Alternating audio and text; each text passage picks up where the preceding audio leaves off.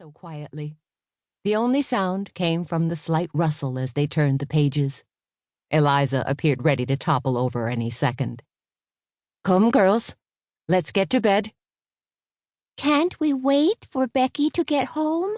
We need to tell her good night." Mary used her most cajoling voice. "She might be late. You'll see her in the morning. Please put your books in the basket." Lena could see Mary's disappointment, but the girls were going to have to get used to not seeing Becky on a daily basis. Mary pulled Eliza to her feet. Both little girls shuffled over to the basket and dropped in their books. "Good girls." Lena smiled at her precious daughters, who looked so like her. There didn't seem to be any of Joseph in them at all. Maybe Matthew would look like his dad. Already she could see a few of Joseph's expressions on the infant's face. It was too soon to tell much about his looks yet. Sometimes she feared Joseph's image was fading from her memory altogether. "Ah, Joseph, you left me too soon. Our kinner will never know you except through stories I tell them." The ache in her heart had finally dulled after nearly a year. Becky's presence had helped a lot. The girl had been a true blessing. Lena believed her and her kinner had helped Becky through a rough patch, too. The poor, dear girl had arrived home in southern Maryland alone, scared, and in the family way. She had run out of her baptismal service and headed straight for New York to experience life in the big city. Unfortunately, she had gotten taken advantage of. The marriage she believed was legal and binding turned out to be a sham. The man she thought was her husband didn't really care about her and died of a drug overdose. Becky fled the city and returned to Maryland an entirely different person than she was when she left.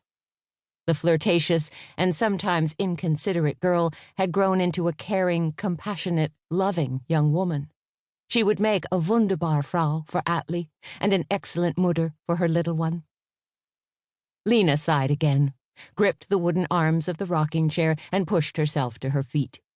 She should climb into bed herself as soon as she had the girls settled. She needed to get rid of her gloomy thoughts and try to sneak in a few hours of sleep before her hungry son awoke. She'd leave on a propane-powered light so Becky wouldn't have to enter a completely dark house. This might be the last time Becky crept into Lena's house at night, and Lena was tempted to stay up to talk to her. Becky let slip that she and Atli would be published on Sunday and married the following Thursday. That meant there was a lot of work to get done in a short amount of time. It also meant the end of their nightly chats after the kinner had gone to bed. Lena wished Becky and Atli every happiness. Truly, she did. But oh, how she was going to miss that girl. Lena had barely reached the stairs when she heard the jiggle of the front door. She paused with one hand on the banister. "Becky?" She kept her voice soft so she wouldn't awaken the Bopley, though he probably wouldn't have heard her even if she yelled. "Ah, Lena, you're still up? I thought you might have gone to bed because the light was dim. I was on my way." She headed back toward the living room. "I don't want to keep you up. I know you must be tired."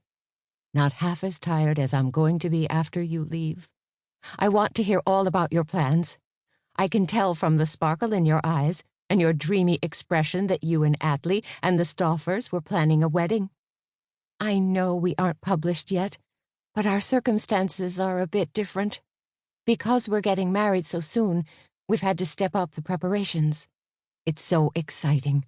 Come, sit, and tell me all about it." "Are you sure? You need your rest." "I'm sure." Lena hooked an arm through Becky's and propelled her to a chair in the living room. "We won't have many more evenings to have chats. I want to take advantage of every one of them. I can sleep another time." Before she sat, Becky threw her arms around Lena. "I'm going to miss you. And I will miss you. But you are welcome here any time. You do know that, don't you?" "I know. Soon you'll be busy with your husband and Bopley, but never too busy to visit you. And you'll bring the kinner to see me too, right?" "Definitely."